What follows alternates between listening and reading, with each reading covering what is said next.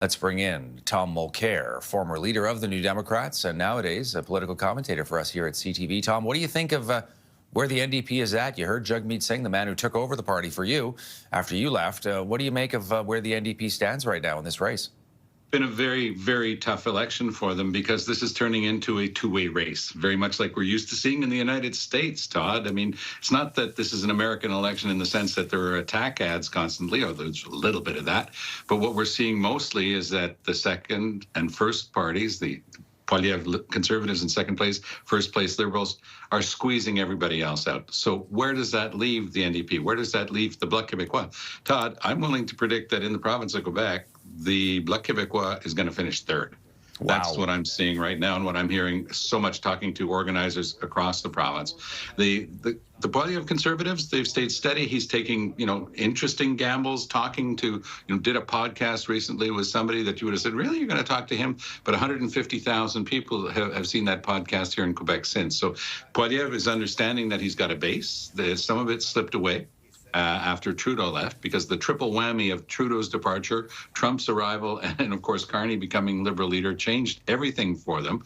But I think that Poilievre's going to give a good accounting of himself. Mr. Singh is in dire straits in the province of Quebec. It's not that the NDP has changed radically. He's doing a good job. He's fighting hard. He's putting all his ideas out there. But people are seeing this as an existential threat to Canada, what's coming from south of the border. And even though we're going to have a nice election campaign for the next couple of weeks with ideas on housing and healthcare and everything else, we're not going to be able to make Donald Trump go away. The markets are in turmoil again today. That insecurity, that instability is something that people look at Mark Carney about and say, you know what? I think he's the one who can steer us through this mess. So it's tough numbers for the Conservatives, who, again, they're anything but giving up. They're fighting hard. They're putting on big rallies in areas where they're strong to rally their base so that people will see that they're still very much a force and they're not giving up on anything. But the tail of the tape so far, that 5-point lead for the Liberals is one thing, but it's also the fact that the Liberal vote is far more efficient. Conservatives are going to win Alberta and Saskatchewan with 60% of the vote. But when you win a riding by 20,000 votes, it's still just one riding. And if you win all the ridings in Toronto by 2,000 or 3,000 votes, as the Liberals are likely to do, well, that's a whole bunch of ridings. So that's the thing. Quebec is more and more tilting over towards the Liberals, although there's still some undecided. It's very likely that the Liberals will do extremely well. Atlantic Canada, very solidly Liberal, and looks like Ontario. Even though in the rural areas, Mr. Poilievre is going to pick up his own and likely a whole bunch of other seats.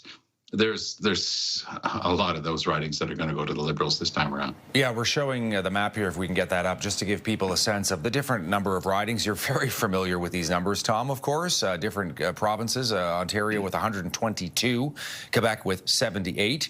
So right there, you're basically talking about 200 votes. 200 different seats right there. Let me ask you about the Bloc, because it's interesting to see their strategy right now. As you say, they're not doing well. They are returning to their classic playbook of language, right, identity. You heard the Bloc Quebecois leader really tearing a strip off Mark Carney on Wednesday, saying, sure, I don't think Carney understands Quebec, doesn't care about Quebec, hasn't right, bothered to learn French well enough. I mean, really trying to go after this, yep, only we can defend Quebec and the French language. Are you surprised or not? What is that indicative to you of? It indicates desperation. When they stand in front of McGill University and start saying that there's, it's the old song that we've been getting from Premier Legault, too much English in the streets, too many English institutions and so forth. He tries to mix it up a bit, so he's proud to have one of the world's best institutions there, but he's still standing in front of McGill, standing in front of the Supreme Court, railing away, complaining. And in the meantime, I talk to people in rock solid Bloc ridings, okay, like ridings that they would win with 55% of the vote. And guess what? They're going to get creamed in those ridings. They can't get anybody to change their mind in those Bloc ridings, especially the ones in the greater metropolitan areas. They're just saying, sorry, man, this time around, we're taking something safe. We feel very insecure with what's happening with Trump, and we're going with what we consider a sure value with Mark Carney.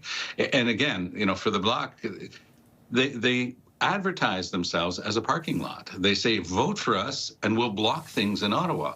Vote for us and we give us the balance of power in Ottawa and we can block things. And Quebecers are saying, you don't seem to be on the same page as us. We want somebody who can go in there and stand up strongly and get things done and really defend us against the United States right now. So the Bloc is like it was in 2011 when Jack and I pulled off the the orange wave in Quebec when we won of what was at the time 75 seats, and we won 59 of them. Quebecers were fed up with the Bloc. It went down to 4 seats, and I think that 4 seats is not where they'll end up on this one, probably closer to 10 or 12. But that's not a lot out of 78 seats. Tom Mulcair, political commentator for us here at CTV News.